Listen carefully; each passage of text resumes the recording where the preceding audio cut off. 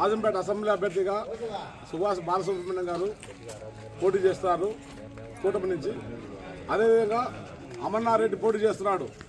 అతని చరిత్ర ఏంటంటే జిల్లా అధ్యక్షుడు ఉన్నప్పుడు రాజంపేటలో ఎక్కడ పడిన భూ కబ్జాలు దందాలు దోపిడీలు తప్పితే ధర్మపాలన ఎక్కడ లేదు.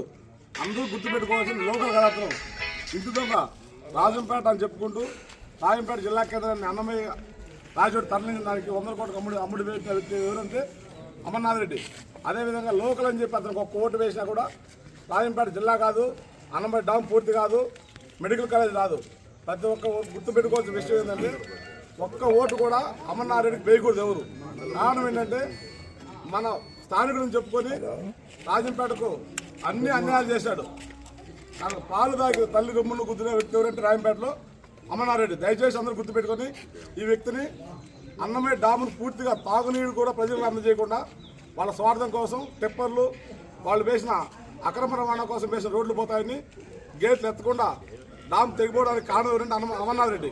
ఇలాంటి వ్యక్తిని ఏ ఇంటికి వచ్చి ఓటు అడిగినా వేయము ఓటు అని చెప్పి ప్రతి ఒక్కరు ఓటు వేయకూడదు. పొరపాటు వైఎస్ఆర్సీపీకి ఓటేస్తే మన జీవితాన్ని మనమే కాల్చుకుంటూ అవుతుంది.